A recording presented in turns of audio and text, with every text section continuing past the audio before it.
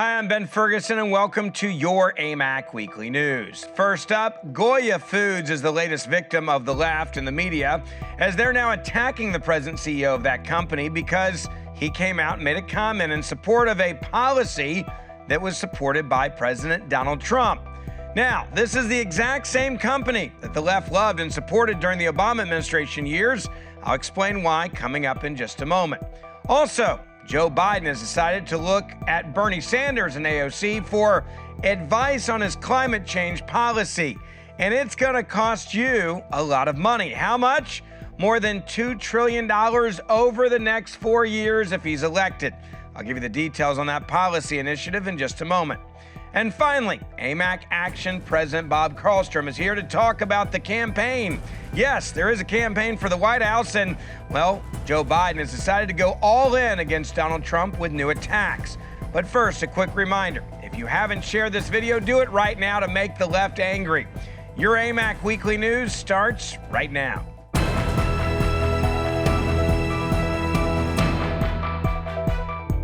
We all know that the economy is struggling right now because of the effects of the shutdown from COVID-19. And if there's any time that politicians should not be attacking a company because of politics when the jobs are needed more than ever before for the people working in those companies, it would be right now.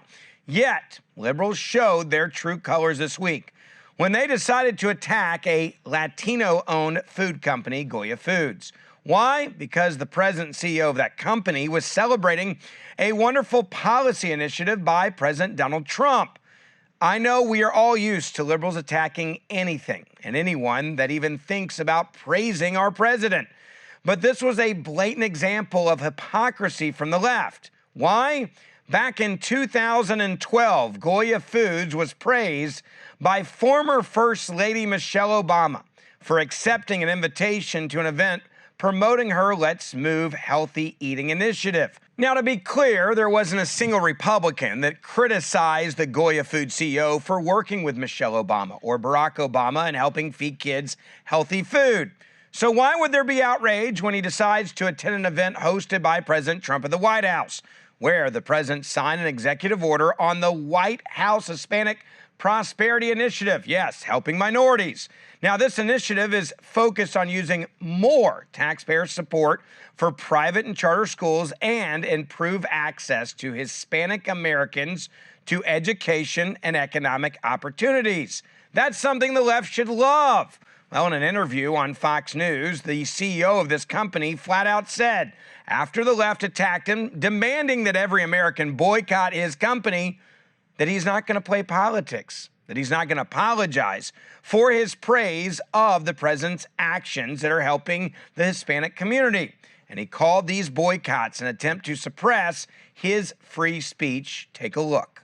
You know, Brian, yes. It's suppression of speech. In 2012, 8 years ago, I was called by Michelle Obama to Tampa. And they were mentioning to launch a My Plate thing, which we put on. It's putting the nutritional pyramid into a plate of portion control. They wanted to approach the African-American community, the Hispanic community, to eat more nutritionally. So they called on us as the most recognized Hispanic brand in the United States, and I went. I went to the White House later, and I introduced, in Hispanic Heritage Month, President Obama. And so you're allowed to talk good or to praise one president, but you're not allowed, when I was called to be part of this commission to aid in economic and educational prosperity, and you make a positive comment, all of a sudden that's not acceptable. So, you know, I'm not apologizing for saying, and especially if you're called by the President of the United States, you're going to say, no, I'm sorry, I'm busy, no thank you. I didn't say that to the Obamas, and I didn't say that to President Trump. Now, I want you to think about where we are now in this country when it comes to the intolerance of the left. The CEO is absolutely right in what he just said. It's insane that it apparently is okay for him to accept an invitation from a president when the president is liberal, but it's off limits when the president is named Trump. Now, liberals literally took to social media and took aim at Goya Foods with the hashtags like boycott Goya and go away. Many urged people who use Goya products to start buying similar foods and condiments produced by the company's competitors. Julian Castro tweeted out, quote, "Goya Foods has been a staple of so many Latino households for generations. Now their CEO is praising a president who villainizes and maliciously attacks Latinos for political gain. Americans should think twice before buying their products. Goya way." Now, let me just be clear about this. This company actually employs tens of thousands of minorities and feeds millions of Latinos over the years. But he stands next to Donald Trump, and now they want to destroy the entire company and have all these people lose their jobs. This is just another example of liberals going to extremes to take down any and every person and business that decides to say anything positive about Donald Trump or his policy initiatives. It's childish and 100%, I would argue, un-American.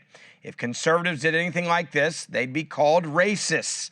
We should be supportive of our American businesses, just like our president is. Now, AMAC is here to support Americans and our country and our small businesses, and also our president. We cannot allow for these liberal attacks to continue.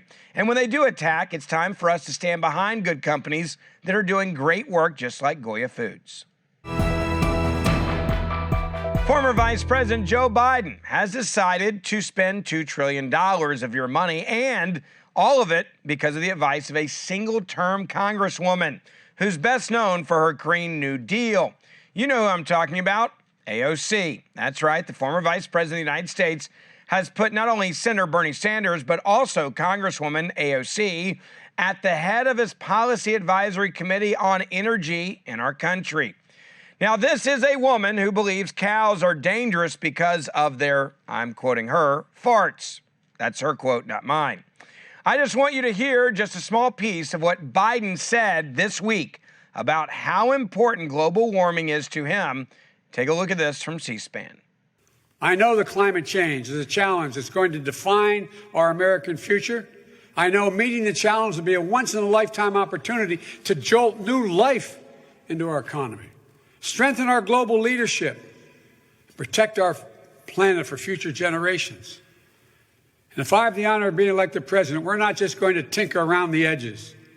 We're going to make historic investments that will seize the opportunity and meet this moment in history. We're going to get to work delivering results right away on day one.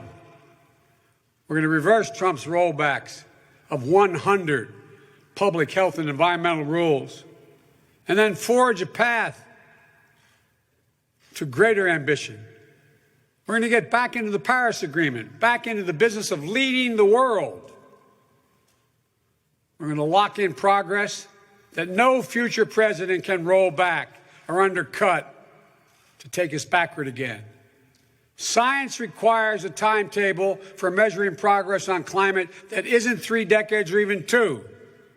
Science tells us we have 9 years before the damage is irreversible. Now, that speech you just saw, or at least the part of it we played for you, reminded me that it wasn't that long ago that we were told that we only had 12 years left to live. That's right. One of the most fascinating aspects of Biden's supposed groundbreaking speech is the fact that former President Barack Obama gave basically the exact same speech about 12 years ago. You don't believe me? Yeah, we went back and found it. Take a look at Obama, in his own words, virtually saying the exact same thing from 12 years ago. Here it is. But there's no question that we must do all these things. Countries on every corner of this earth now recognize that energy supplies are growing scarcer. Energy demands are growing larger, and rising energy use imperils the planet we will leave to future generations. And that's why the world is now engaged in a peaceful competition to determine the technologies that will power the 21st century. From China to India, from Japan to Germany, nations everywhere are racing to develop new ways to produce and use energy. The nation that wins this competition will be the nation that leads the global economy. I am convinced of that. And I want America to be that nation. It's that simple. So if you're like me right now, you're thinking to yourself, hey, when are the fact checkers in the media going to come out and call Biden out for stealing like his entire campaign and all of the policies and speeches from his former boss? You know, Obama, who actually had a campaign that won. Maybe that's why he's plagiarizing everything that Obama ever did.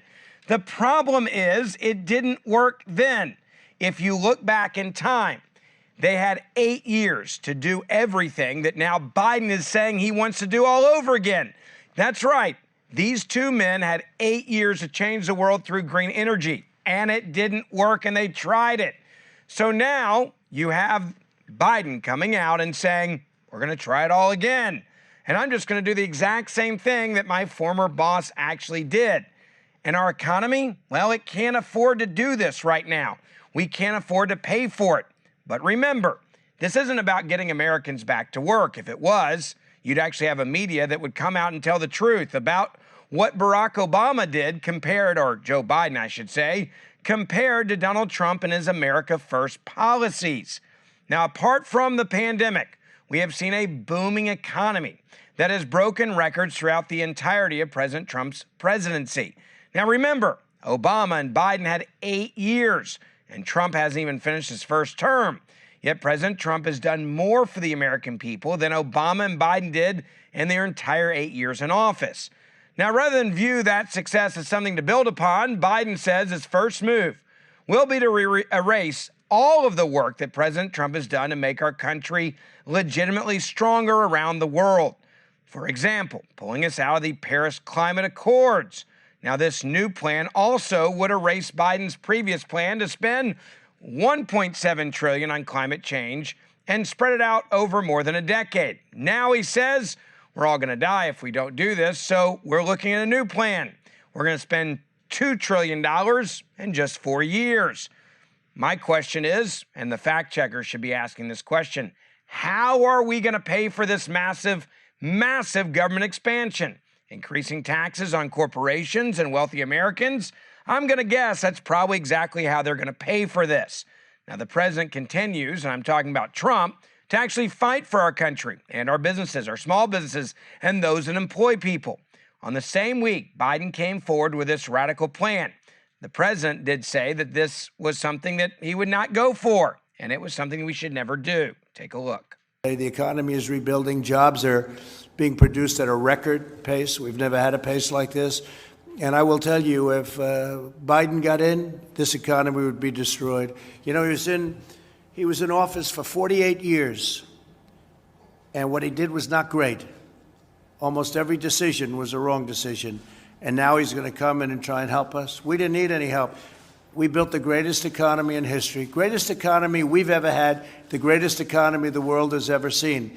And then the plague came in from China, and we did the right thing. We had to close it down. Now we're opening it up. He can't do it. This should be a constant reminder as to what is at stake this November. It's not just a battle between parties. It's a battle for the future of our country. Now, AMAC is ready, willing, and able to help you fight to make sure that we do not give up what is so great about this nation. Well, there's no doubt that politics are back in session, at least when it comes to the White House. Joining me now to talk about what is happening in this big campaign between Joe Biden and the President of the United States of America is Bob Carlstrom, the president of AMAC Action, coming to us from Washington, D.C., which has become like an abandoned city. It's very weird with the politicians. They're out of there, but we're finally getting some politics now from the campaign trail. One of the odd things, however, this week that happened that I think shocked many Americans is the media's obsession with Governor Andrew Cuomo. And he's literally taking a victory lap saying, look how good we have done with COVID-19. And the reality is, no one in the media has challenged the fact that this is a man that direct decisions that he made cost people their lives by forcing these nursing homes to take COVID-19 positive patients, infected many others, and many people lost their lives. I am shocked by just how much the media is acting like he's some sort of like war hero right now. I agree with you, Ben. Yeah, I think we've got a classic example of New York media propping up a New York governor who really screwed up in terms of the COVID virus and the threat to nursing home residents. He clearly failed, and he clearly betrayed the trust of his constituents in ordering COVID patients into nursing homes without abiding by the CMS and the CDC guidelines. He should not be taking a victory lap at all. That is really, I think, a product of New York media trying to prop up Democrat politicians who've really screwed up. You look at the politics now, and we are getting back into campaign mode. It's crazy. We're not that far away from the election in November. And one of the things that we are now seeing is this coordinated effort by the media, by the elected left in office, and also by the activists that hate this president. And we're seeing this everyday attack kind of being rolled out now. It's clear that they're well trained. They've thought this out, how to come after the president, even now using his own niece with a big book that she's come out with, even though she's estranged from the family. And a lot of people are scratching their heads going, even your timelines don't add up. She accused the president of having someone else take tests for him, for example. A tennis legend, Pam Shriver, came out defending her late husband, saying, your timeline's off. They didn't even know each other at the point in time you're claiming that my former, my husband who passed away, you're saying he took these tests on behalf of Donald Trump, and they didn't even know each other in the year you're now claiming this happened. This book already being discredited, yet the media is still rolling her out like a darling. Well, that's very true. In fact, on this morning's ABC interview with Mary Trump, by her own admission, however, she had been estranged from the family for years. Certainly, she was a Hillary Clinton supporter in 2016. I think we're looking at a very embittered person. It's also a bit strange that this book comes out in the midst of the election year of 2020, and one wonders as to who's financing that book. So I'm very concerned about it. I really don't believe that she's in any way has the competence also to evaluate, the effectiveness of this president and this president's program and what he has accomplished. So when I looked at her interview this morning, I thought, what in the world are you talking about? Have you not read anything in terms of this administration's accomplishments? So I would totally discredit her perspective and her point of view on that. I think she's highly biased. Again, she was an outlier in the family and bitter about that, according to her, for her whole life. So consequently, I would not give that any credence. And that's a classic example, if you will, I think, of the selectivity of the media in terms of propping up anti-Trump behavior.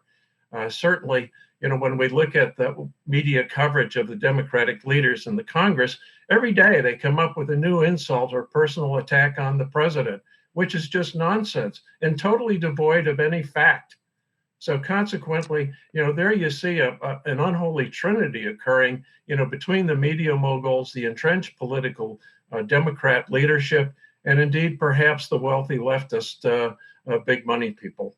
Let's talk about Joe Biden for a second. He did come out with what looked like kind of a first real week of an actual campaign for the White House. This is the guy that for the last several months has been running for president, literally without running for president. He's now had to come out with some policies. And one of those policies is we're going to give 13 million illegal immigrants citizenship. And we're also going to spend $2 trillion of your tax money for a new green energy expansion, he claims. It almost sounded like I was listening to the Barack Obama of 10 years ago, and I'm going, this is all you've got for the American people is give illegal immigrants jobs that Americans desperately need now, with the economy where it is because of COVID. And oh, by the way, we want to spend $2 trillion of your money for a Green Deal that we tried when I was the vice president, and it was a total failure. It's really disappointing. You'd think the Democratic frontrunner and that party could come up with a more cohesive program. With regard to illegal immigrants and advancing citizenship and citizenship benefits for them, that's really an insult to our people in the armed forces, our public servants on the front lines who give and offer their lives in defense of liberty and the Constitution of this country and the prerogatives and the rights of citizenship. And to ignore that our U.S. history in that regard is just absolutely unseemly. You don't reward people for breaking the law for entering this country. Makes no sense at all. As for the Green New Deal proposition, that's really old news. It's highly leftist. It's totally unrealistic. There isn't enough money for that. It would essentially bankrupt the country because of the cost of energy that would result of that, the loss in manufacturing capacity, and spending money that isn't really there. $6 trillion or whatever price tag is on there is totally unrealistic. The United States Treasury is not a bottomless pit. All that debt has to be repaid and has to be recovered. And so here we go again, with another progressive Candyman philosophy in terms of, let me offer you candy, folks, so that you will vote for me, with no realistic expectation that it can in fact occur. In fact, my view of that whole proposition is that it's simply an enticement to get voters. They have no intention whatsoever of ever achieving that kind of situation. Bob, I really appreciate your time. More importantly, what you and your team do at AMAC Action, watching to make sure that our tax dollars are not being wasted, making sure that there's fiscal responsibility in D.C. It's something you guys focus on for our members, so we appreciate all the work you do. And thanks for coming on your AMAC Weekly News this week. Yeah, thanks for having me. Once again, a big thank you to AMAC Action and all the great work that they do for our members. And if you haven't hit the share button yet and you want to make the left angry, hit share right now on this video. I'm Ben Ferguson. I'll see you back next week for our next episode.